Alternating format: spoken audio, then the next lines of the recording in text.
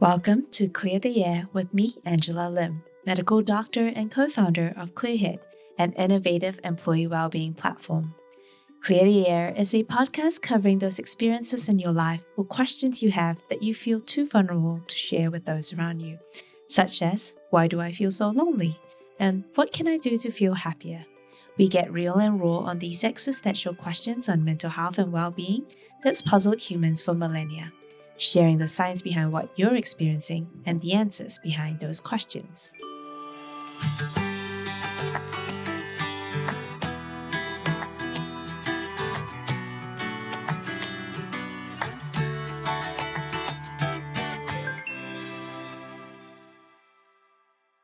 Bullying can leave lasting impacts on individuals' mental health and feel very personal to the victim. It shapes how they eventually cope, connect, and work throughout their lives. In this episode, we'll explore how bullying shows up in the workplace and what truly prevents bullying at an organisational level. We're joined by Professor Michelle Tuckey today, Professor of Work and Organisational Psychology at Adelaide University. She is a leading researcher whose work has reframed bullying as a structural issue and not just an individual's bad behaviour. Michelle investigates how workplace systems and environments drive bullying and harassment, and how to redesign them to prevent interpersonal harm. This work underpins an award-winning prevention program reaching nearly 10,000 employees and has shaped national policy through bodies including Safe Work Australia. Welcome, Michelle. Good morning, and great to be with you today, Angela. Great to be with all the guests joining us online as well. Amazing. Well, Michelle, maybe to kick us off, can you share with us what got you interested in being a researcher about bullying in the workplace? It's an odd topic, right? It's on the dark side of organisational life. In between my PhD and starting at what was then the University of South Australia, I'd done some work in a policing research centre, and that was one of the focus topics. And it's quite intriguing to study how this form of negative behaviour that persists over time and has such an impact on people, what are the causes? So I became intrigued to try and solve this problem because it was known as being an intractable problem. So I guess it was the challenge of what can we really start to do differently in this area. I see. Well, I could see that you'd be someone who'd be up for a challenge. Before we go any further, would you like to define bullying for us, especially bullying in the workplace? Yeah, so workplace bullying refers to a pattern of repeated exposure to unreasonable behaviour. It could be social acts, it could be work-related acts. And together, this exposure that continues over time, that has a detrimental effect on the target. It creates a significant risk to their health and well-being. And so you'll find really clear definitions of this with our health and safety regulators in Australia, in New Zealand, and around the world as well. And those definitions match reasonably closely to the ones that we study in academia. They're not exactly the same, but those core elements about this exposure that goes on over time kind of makes it really difficult for the target to defend themselves and has these impactful harms. They're the core features, and we tend to see, fairly close correspondence when we measure bullying using one definition or using the other definition. We've done that kind of work in Australia, and we see quite close correspondence in the sort of prevalence estimates that we get. And as a researcher, that's really reassuring. It means what we're doing in the lab and out in the field is really going to be better translated into practice because we're studying the same thing, we're understanding the same thing. And I guess it could still come across a little bit academic. There are many different types of bullying in the workplace. Could you maybe paint us a scenario of something that you see as quite a common scenario? Yeah, well, the common scenarios really differ according to the sector, but let's imagine you're a reasonably new employee. You're learning the ropes. You don't quite fully understand the work, but there's a bit of not too clear, but you're really reliant on the person that's training you. They hold a lot of power over you. They start to assign you tasks that you don't quite think within your roles, but you're not sure how to speak up. And then they kind of leave you off an email, so you're missing some core information. They ignore you in the lunchroom. They send you a burning critique of your work, really cuts it down. And what makes it worse is that they then actually follow up on that in the next team meeting, and they really cut you to shreds in front of other people. So that's the kind of thing that can happen over time. And you can see, because of that power imbalance, that newer worker would be afraid to speak up. And so they sort of suffer in silence, or they try and go along with what the bully wants to make it better. And this just allows it to escalate further. There's not very many costs. There's not very many avenues to remedy it, and this can build up over time. So that's why it's important to understand it's many different things that compound over time. It's not any one thing. Any one of those things, being left off an email is not necessarily a problem in itself, and it can happen in the busyness of everyday life. But when it's happening systematically, and when it starts to affect your ability to do your work, and you start to question your place in the organisation, that's when it really becomes very harmful. And you mentioned that there is a power differential. In this case, it's a new employee and their manager. Can bullying exist in the workplace if both parties are in technically the same level of power? For example, two new employees that started at the same time. Yeah, absolutely you can. And most commonly, we might see this in the profession of nursing, for example, or in teaching. So bullying requires power imbalance. All forms of mistreatment require some form of power imbalance. You can only actually use your power to make things hard for others if you hold that form of power. But power can take many forms. So in the bullying literature, we commonly see that it takes the form of formal power. That's why, supervisors are more often than not the ones who are cited as the instigators of the bullying. But peers can hold different forms of informal power over each other. Perhaps someone has access to key resources that are really valuable in a workplace. That gives them that sense of power and untouchability, actually, that comes with power that would allow them, to bully other people. Another situation that can exist is where managers can get bullied too. So this kind of surprises people. They're holding that higher position in the organisation. But if that position is delegitimized somehow, so say the manager above them doesn't support them, or if there's enough power in numbers of their work group, then they can use that informal power to bully managers. And so this is really challenging for managers to go through, because it kind of is counterintuitive to what you expect when you're holding a managerial role. So all different forms of power imbalance can come together to create a bullying situation, especially when there's low costs about exercising that power in bad ways rather than in good ways. That's such a good example of something that is counterintuitive. Are there any other myths or things that is commonly misunderstood about what bullying is in the workplace? I love this question, because I think the big myth that I'm trying to bust in my work over many years is that bullying is just a clash of personalities, or it's just someone being rude or not having a good day.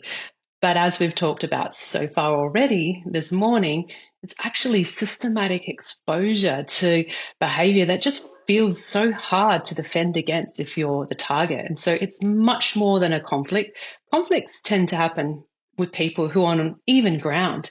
And task-related conflicts where we have some disagreement about how we might go about doing the work, they can be productive in some circumstances, especially when you've got that kind of healthy social climate or relational climate anyway, to be able to have those robust discussions. And bullying is just none of those things. It's not even just about a single bad apple. Those bad apples do exist, but that's not really an idea that can explain the majority of bullying that we see in the literature and that I've seen in my practical work. So if we can shift out of the idea that it's just a problem of individual behaviour, and we can start to think about the idea that it's behaviour that's somehow enabled, motivated and rewarded in that system of work, then we can start to think about how we tackle it. If it's beyond individual humans, then does bullying, for example, show in specific industries or organizations more than others? Yeah, it definitely does. It shows up as an indicator of the health or the tension in the system. And so when you find systems that are really under strain, you get a trickle down effect of that strain. That can manifest in bullying. So in that case, people are very short on their own resources, very short on how they can regulate their own behavior because of the work pressure, the high workloads, and so on. They just deplete us. And so that can actually lead to conflicts. And then in that kind of environment, which is a really stressful environment, those conflicts are more likely to escalate into ongoing patterns of bullying. In that kind of situation, competition for resources can also drive bullying. And so again, if there's insufficient resources in a system, we kind of see bullying emerge as competition for them, who gets the best equipment, the best personnel, and so on. And the other factor to think about is the power imbalance. So power is at the heart of bullying and it's required to enable bullying. So when we put all of those kind of mechanisms together, we see that where there's very rigid power hierarchies, we're more likely to see bullying. And so we might find that in our frontline defence and emergency services, also in healthcare that can have different and stricter hierarchies. We find them in systems under strain. So since COVID, the healthcare system has been under a lot of strain. And so that just becomes a melting pot for these kind of behaviours to flourish, especially under conditions of scarce resourcing, correctional services, but even in supermarkets and retail and things like that. There's no real sectors that are immune, because I think a lot of workplaces are just under more and more strain with the globalisation of work, with the changes in work and with competition and so on. Workplaces more generally are experiencing these pressures, and those pressures reliably, unfortunately, show up as bullying. Yeah, when I was working in the hospitals, it always confounded me that there was such rampant bullying, because you think that these are individuals who really care about helping people and are very empathetic, and yet they don't treat their colleagues in the way in which we have started our vocation on. So, but as you said, it's because the system is set up in a way that really depletes you, that you really have nothing left. You've given it all to your patient, that you then don't have anything left to treat your peers or your colleagues in a way that is healthy and sustainable. Absolutely. So it needs to really be seen as a holistic phenomenon. If we invest in the health or wellbeing of our healthcare staff, then that will translate through to better patient care. And so I'm such an advocate of seeing those things as going together. But you get these values trade-offs in organizations when one thing, like patient quality care, is prioritized without also prioritizing the staff wellbeing, then you've got those potential for those gaps to appear. So I know I'm probably telling you something you already know, but this idea of competing priorities is a really important consideration for creating the kind of system of work that's resistant to bullying. If you align those priorities well, then you can create a much healthier environment, and bullying is much less likely to flourish. And so that's one example. Do you have any other common incentive models to drive the type of positive workplace behavior instead of bullying that you've learned in the research? The most effective work that I've been able to do is helping organizations rebuild their relational fabric. So this is kind of an interesting idea to me. I came in many years ago learning about bullying as an organizational problem and what are the drivers in job demands and lack of job resources or unclear roles and so on. And so I started to do intervention work, which would target those factors. Let's discover where the risk of bullying is coming from in work design, and let's redesign the work. And the really interesting thing that I discovered along the way is that when you bring people together and you empower them to do that kind of work redesign, what they do is build stronger relationships with each other. They build future capability to solve problems that affect their own health and well-being. And it's that kind of process where they're working towards a shared goal, where they're solving problems in new ways, that creates a kind of protective fabric that is so positive in setting up not only removing bullying, but fostering a really healthy culture that supports a broader range of positive outcomes. So that's been the key takeaway from my work over the past, especially 10 years in that intervention zone, is actually you need to have worker participation. You need to have worker empowerment and let them lead the way in solving the challenges of their own work. Not only do you get a better system of work in terms of demands and resources, but you actually create the kind of relationships that are resistant to bullying. How interesting. And obviously, Michelle was also kind of alluding in the context of like psychosocial risk management. The process would be first, you need to identify the hazard that's underlying the organization. In this case, let's say it's bullying. And then what you should do is then, unpack it in a safe way with the people who have highlighted that this is, say the legal team has picked up bullying as an issue compared to the other parts of the business. And it's interesting to hear that actually the process itself to come up with the solution is the solution. So that's pretty cool to hear, basically. There's no silver bullets. It's just actually taking time to build it and build it together with people, and they feel empowered to do that. Spot on.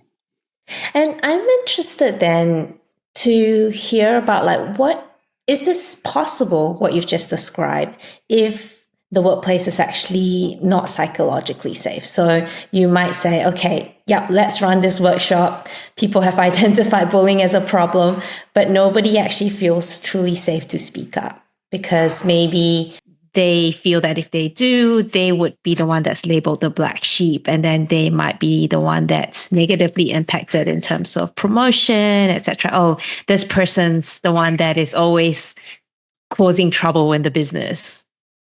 Absolutely. And this is a really critical issue.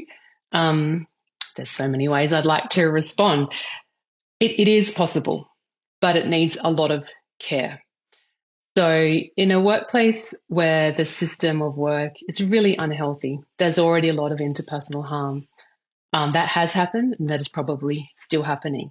And so we need to pay attention to that harm. And so coming in to do this kind of empowering process, we know reliably that works, but that can't be the only thing that we try to do. So we need to foster a sense of psychological safety. That's what you're talking about, the freedom to speak up without, bad things happening to you because you do. So an external facilitator can be really important in that process. And there's good evidence to suggest that having a skilled external facilitator to support working through those systems issues can help improve the intervention success. We know that when there's more readiness in an organisation, where there's better support for mental health and wellbeing more generally, interventions tend to go better. But I've also worked in situations that have been really stuck with intractable bullying and other problems over time. And so, again, the process is key. The more that you can provide that vehicle for psychological safety, create that safety net for people to invite them into the conversation, and the more that they see meaningful things starting to happen, then that unlocks more safety and more participation for further change. But that's a really skilled and nuanced process. So you really need the commitment of the very senior leaders to go all the way through that process. And that's something I've learnt the hard way in my work. Unfortunately, if you don't have that senior commitment, the process can be halted halfway. And then you've created a lot of hope and safety, and that's removed. And I suspect that's kind of worse almost, to go into this more vulnerable space and then to have that change. So it's a delicate process. It requires probably a few different strategies operating at different levels. It requires a bit of time, but there must be very senior leader support to actually come in and do this kind of work. And that in itself is one of the things that helps to create that psychological safety. If the senior leaders are on board, if they prioritize this issue, if they commit to this issue, then that's going to be one of the main things that allows the workers to start to have hope that things can change. And not just commit, but actually walk the talk, right? If you say Totally. that you don't want to see bullying, you shouldn't also be, a instigator of the bullying as well, because people are always watching. They watch at how you act, not what you say. Yeah, the true priorities come from the behaviour. So that's an interesting thing about leadership, right? You can say all these things, but workers are very good at reading the cues about what behaviours are really valued around here, what is really the way things go about here. And so that alignment between what you say and what you do, especially for leaders. That's one of the critical pieces in creating a healthy culture and in starting to address any bullying problems that exist. Yeah, because you've mentioned it earlier where you said if there's no cost to bullying, then people will just keep doing it. So if a leader condones a behavior that's well known in the team and continues to promote the bully, people learn that bullying behavior is acceptable, and That's there is no right. consequences. Yeah, there's been several very high profile inquiries or investigations, and we see this kind of effects in a toxic culture. So there's some kind of either tolerance by leaders or sometimes involvement of leaders or endorsement of leaders. The people doing the bullying actually get promoted or hold, positions of more power. So they are very powerful cues in a work culture. And that's what allows it to keep going on, unless we start to break those cues and actually make it more costly and align the elements of the system towards that respectful and inclusive behavior, then the problem will persist. Can you maybe share a couple of examples of costs that the system can introduce to bullies for the way that they behave? Yeah, and it's really important to think about this as a system and not just about the individual behavior.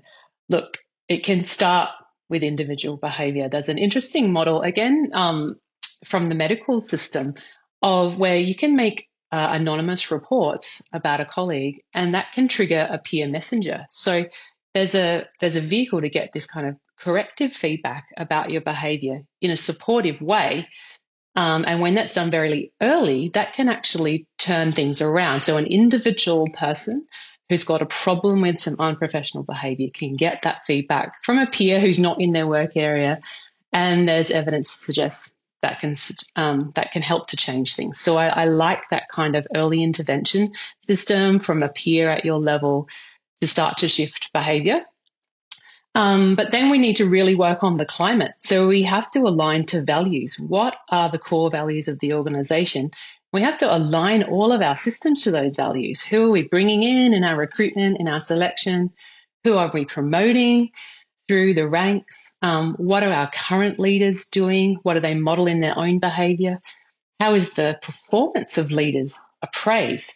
Let's reward the kinds of behaviours we want to see in our leaders, and make it mandatory that they're kind of walking the talk. And then there's the informal cost of bystanders too. So I think that's important. When it happens, if people feel empowered to speak up, then it's just more of a hassle at least, or actually socially embarrassing for someone to do it. So especially if there's a more senior person that actually has some formal power, there could be some more, legitimate sanctions and things. So there's a range of different costs. But when we get to the end of the behavior, those costs are kind of reactive. We need to try and move them further upstream. And like I said, align all the different functions in our organizational life to kind of reward the behaviors we want just as much as putting those costs in for the behaviors that we don't want. I like you with your first example. It sort of speaks to the saying, never attribute to malice what may be explained by ignorance. I think sometimes people behave in a way that they actually don't even realize that is causing harm to the individuals around them. So that's really cool too. You did mention, obviously, the core component is senior leaders buy-in in this commitment to make the change. Does that mean that if there isn't that senior leadership buy-in, it's a lost cause, there's no point trying, or can grassroots movements actually make a difference? Be keen to hear your thoughts on that. Yeah, it does make it more challenging, no question about it. But there are lots of mini cultures within an organisation, especially in a large organisation. So a grassroots movement can absolutely make a difference. And a lot of the work I've done has been this bottom-up change process. Now, we have had that endorsement from senior leaders, but they're normally very removed from workers, especially in a large organisation. I've worked in places with 150,000 employees. And so, people can come together and start to create that change. And the sort of solutions they come up with are very interesting. So not kind of rocket science, but it's things that are meaningful to them. They start things like a recognition wall. They start an employee of the month. They have a lunch where they get together. They want to go off site for their one-on-ones with their supervisor, just get out of the workplace and have time to focus on them as a person. They might want some different training or to have protected time for training. So all of these small things that can make a difference day to day in their working lives are the kinds of solutions they generate. And that helps you to feel like you're in control. It helps you to get your needs met at work. And that can start to make all the difference alongside building that nice relational environment that is ultimately what protects against bullying. So I think there's a lot of potential to kind of lead that in your local area, even when you're not getting the recognition that you'd need and deserve, from higher levels of the organisation. Maybe we should unpack a little bit. Why is bullying harmful? Has the research showed that it's actually impacted on people's health and well-being in any way? There is so much robust research on the harms that come from workplace bullying. So we just see literally hundreds of studies all around the world over many decades that speak to this. So the sorts of effects that bullying can have are on our mental health, so depression, anxiety, distress, and emotional exhaustion. So it just becomes very depleting to be bullied over so long. It can affect our physical health. That might be through affecting our sleep. There might be a whole lot of psychosomatic symptoms like, in our gut and things like that as well. There's emerging evidence around cardiac health and the potential to affect blood pressure and also cardiac events. So I find that quite interesting too. Some of my own work has showed the link between bullying and objective cognitive performance. So our working memory and our attention are impaired by bullying. And then it affects our work life. If you imagine all of that's going on in your health and well-being, including your ability to focus and pay attention, your job performance can decline and you're much more likely to want to leave the organisation. And so when we see these sort of spectrum of effects come because bullying is a process of erosion. Because it happens over time, it's really difficult to withstand that behaviour. And the targets invest a lot of energy in navigating the bullying behaviour and in dealing with the stress symptoms that it causes. And that just depletes them. They become really exhausted. But that depletion isn't the end. It actually unlocks more vulnerability for more bullying, and it becomes harder and harder to withstand over time. It's like a loss spiral when we lose more and more resources. You can't invest in your social relationships anymore. So you miss out on that social support from work, and it becomes things just become more and more difficult. So that it's a very erosive process. And that's why we see this really big spectrum of negative effects. I could imagine another thing that could be more erosive on top of that is if you're being, I'm sure you've heard of the term gaslighted, where you believe that you're being bullied, but you're being made to feel that that's not the case. Is there any special consideration for those situations?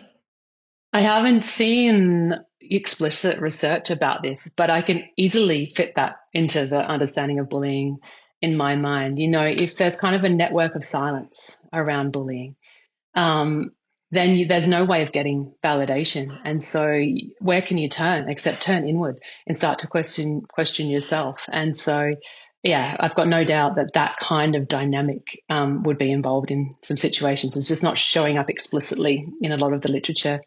Yeah, but it's something to be aware about. So if you're targeted by bullying, I think one of the most important things to know is that it might feel so personal for you, but it's actually a system issue, and that can be hard to kind of see past what's happening to you day in, day out, and when you have all that anticipatory stress about even going back to work tomorrow. But if you can, I think it may be like a little bit reassuring to go, okay, this is not necessarily about me. This is a product of various forces that are coming together that make it beneficial somehow for this person to treat me in this way. And so kind of stepping out of that situation and thinking about it as a systems issue can be a bit protective.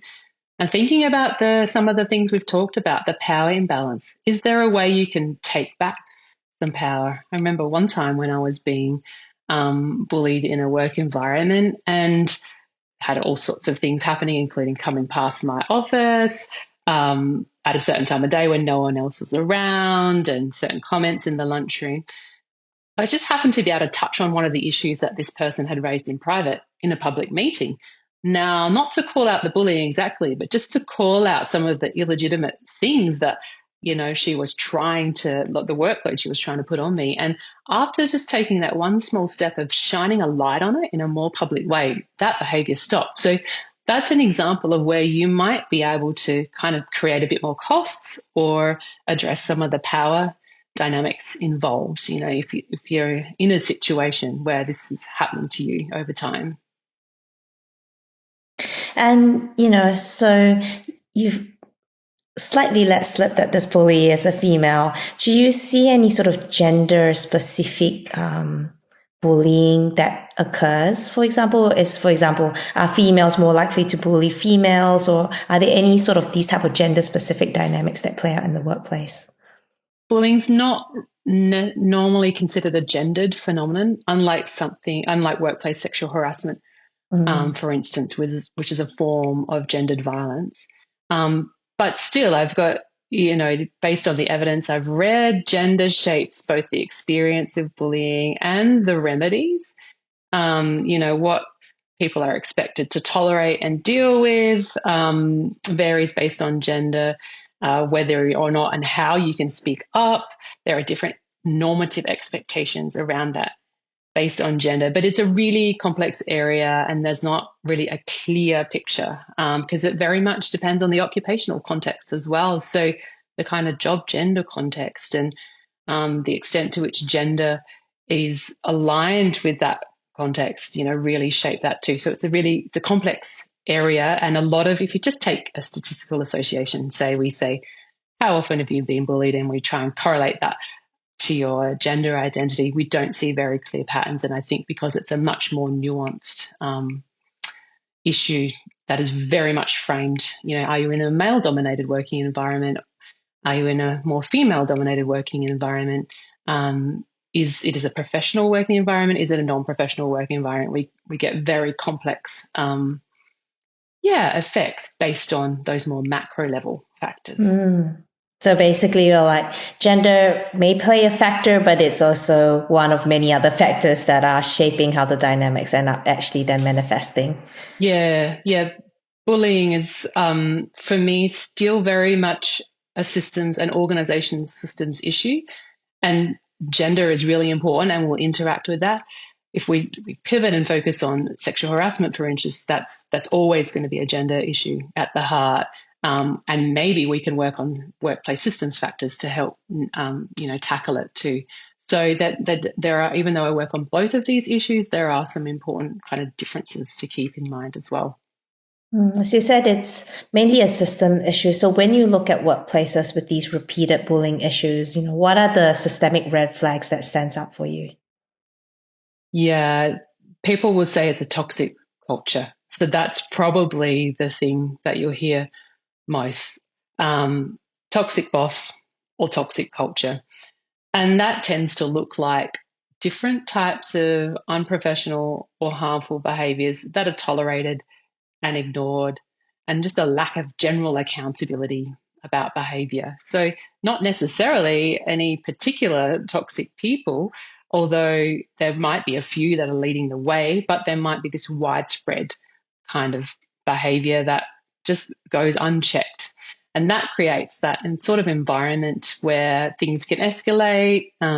Role clarity is another kind of red flag. So if there's not clarity, there's more room for people who hold power to actually operate in illegitimate ways that can harm other people. The leadership is really important. We've talked a lot about leadership already, but how the leaders behave, how they demonstrate and live the values of organisations is really important. Red flags. So yeah, I'd look to leaders, I'd look to the general culture, and I'd look to the specific norms around how bad behaviours are tolerated or not. So you've mentioned a few of these specific work design elements that would then drive bullying. What is the most important for leaders to understand and act on? Yeah, I think the number one thing for leaders is performance feedback. So we did a project where we looked into 342 complaints of workplace bullying. So they're lodged by workers in South Australia with our local health and safety regulator. So we had 5,500 pages of information, a lot of information. And we identified 10 different areas of work design in people management practices that, were the real core risks of bullying and where it arises. And so they were how working hours is coordinated and administrative, how work performance is managed, and how the general work environment and the relationships are shaped. But the number one biggest risk factor across all of those things is how the performance was appraised and rewarded. And so that's a feedback process. It starts from having a really clear role description and good KPIs, so then you can be assessed against them. But the thing about feedback is you can only give negative feedback, like corrective performance feedback, if you have a really strong relationship. So until you build that good relationship, that kind of feedback is not going to be effective.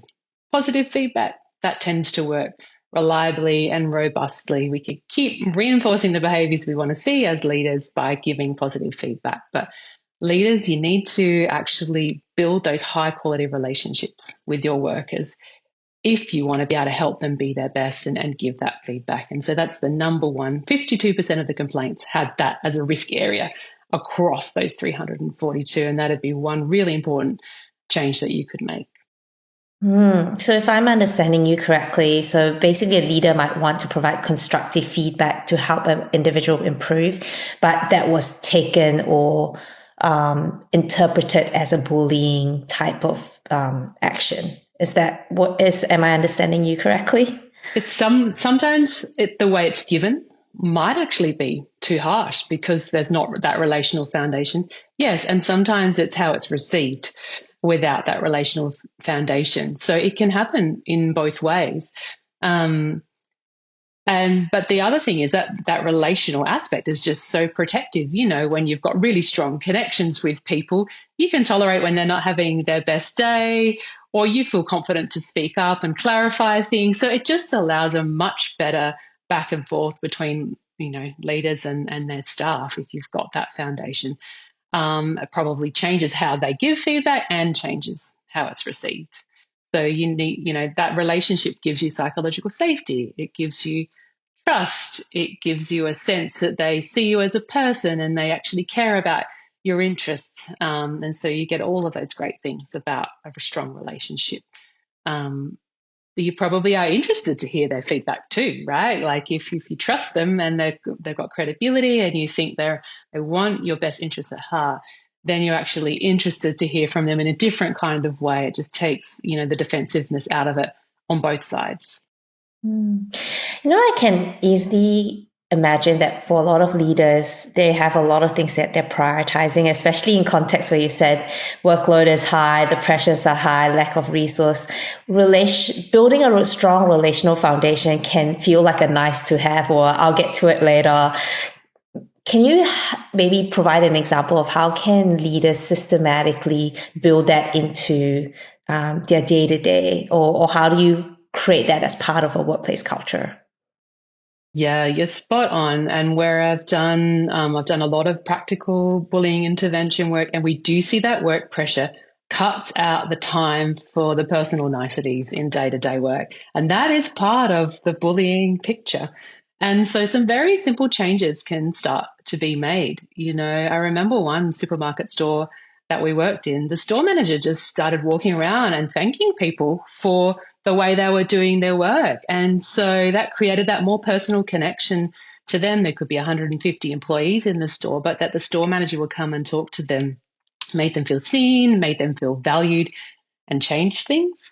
Another one would be to invest in training. So especially for new employees, typically they're not getting enough training before they start the work. And so actually giving them a mentor or something like that can help build that relationship aspect. That's not with the leader directly, but that's something that helps combat the bullying at an early stage.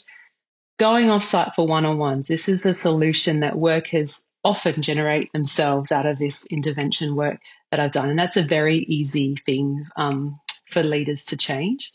Having said that, though, why not ask your staff how would they like to run this one-to-one?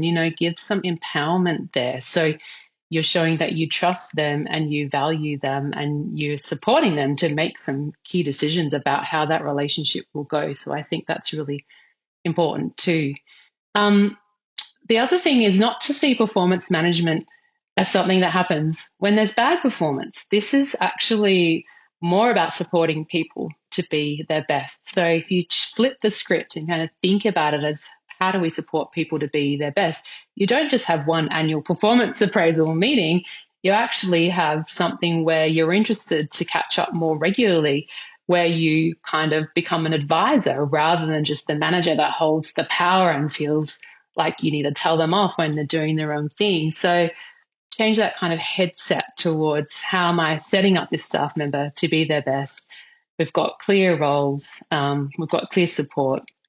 A final thing would be don't just get in and do the work that they haven't done. That can make the problem worse. You sort of help build an underperformance problem. So again, it's very hard when there's a lot of time pressure on to slow down and to give the coaching that's needed. But in the longer term, this will end up with a better relationship and better performance from your staff member rather than a situation where there's an ongoing underperformance problem that just gets too difficult to resolve because it comes embedded in that kind of relationship structure. Or like you said, it just gets told to you at the end of 12 months and then you get blindsided going, where did this come from? You've not said anything over the last 12 months that I've been working. Absolutely. Yeah. And so you've shared some really great ideas. So if an organization could only change one thing to reduce bullying, what have you seen made the most impact? Yeah, I've thought about this a bit because what is just the one thing? I think it's about values alignment. So imagine we had a set of values, including how we would be with each other at work, not just about what we wanted to achieve or the impact we wanted to have, but what would it be like to work in this workplace? And we had some values around that. And then we use that as one of the design principles for how we set up our organisational systems. We don't hire anyone. The way we fire people, the way we promote people, the way we set up for success, whereas aligned to those values, I think that would be really powerful because then we'd be orchestrating our systems to achieve a good way of working together rather than just achieve, the core operational purpose of our organization. So anchoring around that, I think, is a really powerful possibility. Yeah, I think often taking that more positive framing as well makes people feel less defensive about having to tackle this problem. So obviously we've talked about it in the context that, okay, but one of the red flags is people say this is a toxic workplace or if I've got a toxic manager. To me, that just kind of sounds like when things are already quite far along. Are there sort of early warning signs before people actually been bullied that you could spot before the bullying happens so that we can, act early, basically? Yeah, because bullying sort of happens when people are under strain, there might be much earlier warning systems about stress. Then maybe someone doesn't seem themselves, or quite a few people are feeling the pressure. Maybe people start to go off work and take sick leave. People start to leave the area, so turnover statistics can be really important. Now, those people who are leaving, they might not point to bullying either. Like, they might not feel like they have to speak up, or there might be a better way of justifying why they're leaving. But keep an eye on those turnover stats. So I'd look for different indicators of stress and strain on people and different indicators of withdrawal, turnover, sick leave, things like that. They're probably likely to be the early warning signs that there's something brewing in this system that's creating like unsustainable conditions for people that will eventually show up in these bad behaviours. And that's basically some of the psychosocial hazards you mentioned before, like job demand, like role clarity, like workload. Those might show up fast in terms of being a little bit more untenable before the bullying actually shows up. By the time there's bullying, it's probably a late sign for people. And yeah, and that's something that's we really encourage at Clearhead is, we provide EAP support, which is really important. But as much as organizations can do that early identification of what's going on, are people feeling signs of stress, what's causing that, and then acting on it, it's much more preventative approach to doing so. That sounds good. So, we've talked a lot about the sort of systemic side, but, someone listening in, this have been something that you've now validated their experience, that they are probably being bullied at work. What's your advice around, the steps they should take as an individual? Yeah, so bullying is an erosive process. You've got to really be mindful of your own resources. Can you get some extra supports? Like we know targets of bullying tend to lose social support at work. So where can you reconnect and get that supportive, fabric around you? You could consider formal avenues. Now, they tend to be interested in whether or not the bullying behaviour has occurred. And so that process can also cause harm for people. So that's something to really think about carefully, is what they would want to get out of raising a complaint, and how they would feel about, we can see that the burden sometimes put onto targets to create this very strong evidence base for the bullying. But being left off an email and being criticised in front of others, they might not, have that kind of evidentiary basis to think about. We talked a bit earlier about, okay, try and understand the dynamics in play. What sources of power do you have? Can you, take a different dance step, which will change the dynamic that you're in? Could you do something unpredictable or different, rather than feeling stuck and sustained in it? Sometimes the advice I would have is just to leave. So because bullying tends to be an intractable problem without changing some of those systemic ingredients, it's really worthwhile considering what the potential is for change, or whether you would be better off in just a healthier kind of work environment. Going to someone more senior that you can trust. So that can be a really good and supportive avenue. They can actually give you advice for how to navigate the situation, or they might know how to take the issue further so that it can be resolved. So particularly where there's still some health ingredients in the work environment, that speaking up, especially very early on, can lead to some meaningful action being taken and the bullying being resolved. So yeah, just really keep in mind the erosive power of bullying and try to kind of stem that erosion and start to navigate it a bit differently to change up the situation. And that might actually help to stop it from continuing. And obviously, Michelle, you mentioned before around the sort of health and mental health impacts of being bullied. So I really want you to, anyone listening, to know that you don't have to suffer in silence if you're struggling because of this, to also, reach out for professional help, whether that's through the public system or through your EAP program. Clearhead is one of them, but most workplaces will have an EAP in which you can get free funded therapy as paid for by your employer, and to be assured that it doesn't go back to your employer. Your employer won't know that you've reached out for help as well. One of the things that intrigued me, Michelle, was when you mentioned that even when organizations have the intention, they've introduced the intervention, you don't necessarily see the change in sort of like the bullying being reduced in the workplace. Maybe talk us through why that happens and how to address it. Yeah, I think there's 3 factors that might come into play, why bullying remains unaddressed or not well tackled. One could be this issue of power that we've been talking about. So bullying is only possible when someone holds power, and that can tend to make that person untouchable in some way. As an example, the Royal Australian College of Surgeons did a really detailed report which highlighted, just how much younger training surgeons rely on the more senior surgeons for their career progression.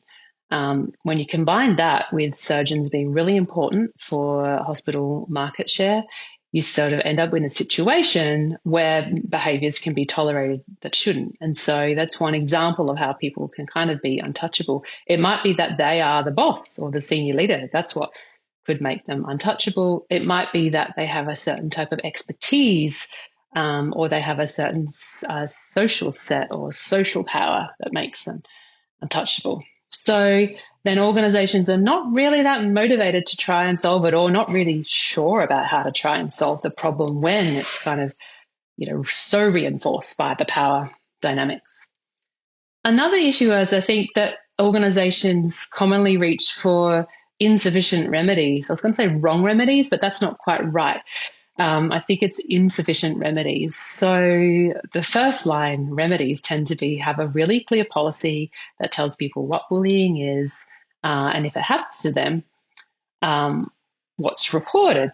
And this is backed up by training, again, to raise awareness of the bullying behaviour and to outline your reporting options and ways of, kind of correcting it. But these tend to leave the responsibility to individuals to manage their own health and safety. It's kind of like, well, this is what bullying is, so now just be nice to each other. And if that doesn't work, well, then you know where to go to get some help. So this is leaving all of those systemic factors that we talked about unchecked and unchallenged and unchanged. And so we actually need to shift away from those remedies. They're part of a holistic anti-bullying approach, but we need to complement them by paying attention to leadership and culture and work design and other systems ingredients. And so that's a really important learning for organizations, to connect bullying to those ingredients, because then the kinds of remedies they use will start to change and will go well beyond policy, training and reporting and investigations. And can I clarify, based on what you've outlined, therefore, if, for example, there is a bad apple in the organization and the organization was successful in removing the bad apple, but that's all they did, does that mean that, sometime in the future, another bad apple will simply pop back up because, the environment hasn't changed? Yeah, absolutely. So we think about it, it's the barrel. You've got to change the health of the barrel. Otherwise, any bad apples that are in the barrel can spoil the lot. So the health of the barrel determines the health of the apples. But also people who aren't bad apples can find themselves behaving in ways that they don't like and that don't fit with their own kind of way of being. So it's, it does allow bad apples to kind of flourish and thrive in that really unhealthy work environment. But that's not the majority of people who are in our workplaces. The majority of people are pretty fundamentally good people, and they just want to turn up and do a good job at work. And so we need to give them the conditions where they can be at their best. Otherwise, they find themselves stuck in these situations where they might be using bullying behavior as well. There was a really interesting study that talked to managers, did in-depth interviews with managers accused of bullying. And so they also started talking about these systems issues. They all agreed they'd used some bullying behaviors against others. But none of them believed that they were actually bullying in a systematic sort of way. They talked about their own lack of role clarity. They talked about the trickle-down stress from their senior leaders. And they talked about not having the interpersonal skills needed necessarily to do some of this personnel work that they're expected to do as frontline managers. So that was their experience of being accused of bullying.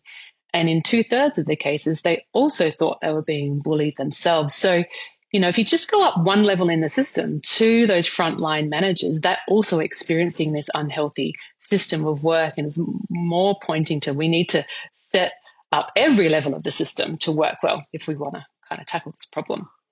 Yeah, and I think that was another myth, isn't it? That the bully doesn't feel bullied, but actually they can also feel that way, and you just don't always see the full picture. What role, I guess, does culture play in the context of bullying? How much of our understanding of that is just shaped by a Western perspective of how we should work and play versus other cultural perspective? Yeah, so national culture here, not organisational culture. Yeah. Yeah, so I think, organisations are nested in a broader national culture. And in a simple way, national culture tends to be understood along different dimensions, like the extent to which individualism is valued or more collectivism is valued, which there's masculine or feminine values, whether there's a longer term orientation or a shorter term orientation, and how much power distance is, tolerated. In Australia, for instance, we tend to have a much lower power distance, where there's not as much power differential, unless you're in some of those organisations that have those rigid hierarchies. And other countries tend to have a much greater power distance. And so these kind of cultural dimensions can interact with some of the dimensions of bullying. So bullying requires a power imbalance. When you've got a greater power difference, that can actually exacerbate the potential for that power imbalance to be used in bullying. So several of my students have had an Asian background and have done research in their own countries, and they end up building up a picture where the bullying tends to be even more tolerated because of the power distance between supervisors and staff, for example. And so, yeah, it's a really key pickup. Again, it's complex because there's even if I say talk about Asia, there's no one set of Asian cultures, and the way that the organisational culture intersects with the national culture creates that kind of, each organisation can be different, even within the one national culture. So, yeah, one way to think about it is through those broader cultural dimensions and how they might intersect with those bullying dimensions that we've been talking about today. I guess since we're already talking at that national level, you've worked with Safe Work Australia, multiple Human Rights Commission. What are the policy shifts that you have seen has been the most significant and that you would recommend to be introduced in Australia if they have not already been? There's been great movements in the last several years in these areas, both in terms of bullying prevention and in sexual harassment prevention. I think there's a real sense now in our policy and regulation that proactive prevention is key. So no longer can we react after the fact by, through investigations and reporting.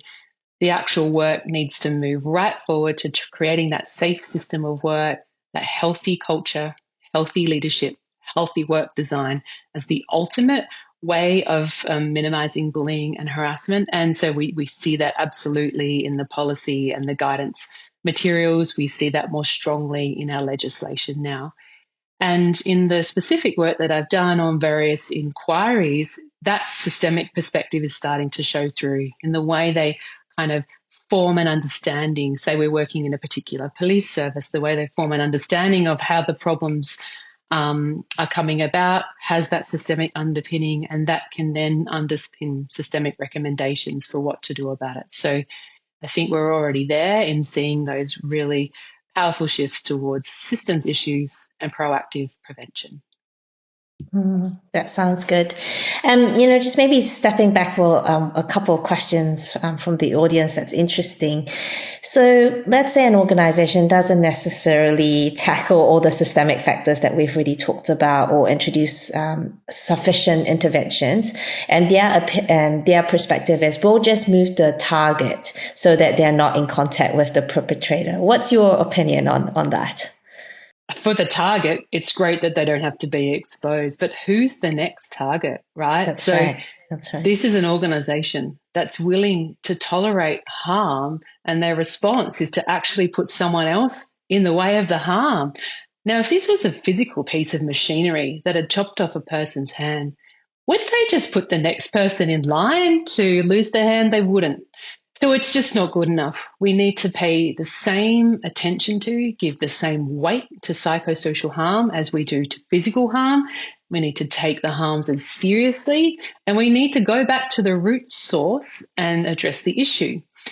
Now, it might be a problematic person or a single person that's showing up these problematic behaviours, but as we've discussed earlier, just removing that person, the instigator or the perpetrator of the bullying, might not be enough either.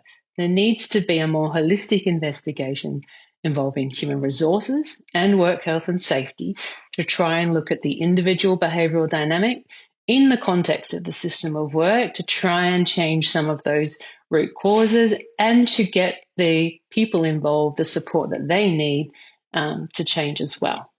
And you mentioned HR, for example, as a key player in shifting the issue to something more systemic and also address the individual issue. What happens if HR is more interested in backing the bully, as you said, because of all the other incentives that we've talked about already? Yeah, I've heard this is the case, and I've seen this in complaints data that we've been able to look at, both in relation to bullying and in relation to harassment. And that's one of the reasons why targets should really seriously consider what they want and hope to get out of a complaints process. That's why I think the partnership between HR and work health and safety is really important. There's different skill sets, there's different ways of understanding organisations and the work involved, that together there could be a nice harmony about looking at personal issues in the context of the system of work, and we could have an integrated understanding. That's not to say individual investigations shouldn't be done, but can they be nested or connected to that more systemic perspective so that we can actually look more broad stream? That's not the way they typically happen at the moment, but I think there is a bit of a tide turning that's the direction that they'll go into the future. And that's a really powerful opportunity. Like, a lot of organizations start with the reporting and investigation because there's harm showing up and we need to have something to do about it. And so if we can actually start at that point where the harm shows up with this systemic view, that can trickle back, through the system. So it might be really difficult to start at those root cause conditions from the outset, but that could be a nice entry point into actually starting to change things. Amazing. Well, Michelle, we always end these conversations with one final question, which is, what is your one wellbeing practice that you do to kind of stay mentally well? Actually, I like to make my life a bit safe by design as well. So there's lots and lots of things I do for my wellbeing, but I think such an important one is structuring my workload, the days I'm working, what I'm working on, making enough time in between, making sure there's time for my wellbeing practices like mindfulness and yoga and things like that. It's very easy in a busy life for those practices just to be lost or skipped, but I make them part of my routine and I design them into my life. And where possible, I actually use my calendar really well to plan out my work days. Now, I always fall off the wagon occasionally and periods get too intense, but it turns out that I've blocked a week here with nothing in it so I can catch back up. So they're the kind of tricks that I have. How can I bring this idea of safe by design from workplaces to safe by design in my own working life so that those things that are so key for my well-being have a really key place and a priority that doesn't get overlooked. That's it for today's episode. If you want to learn more about how Clearhead can support your workplace, or you have a burning mental health question that you'd like us to explore on the podcast, check us out at myclearhead.com and drop us a message. Love our content? Share it with a friend or leave us a comment on LinkedIn, Instagram, or Facebook. Thank you so much again for listening, and catch you on the next one.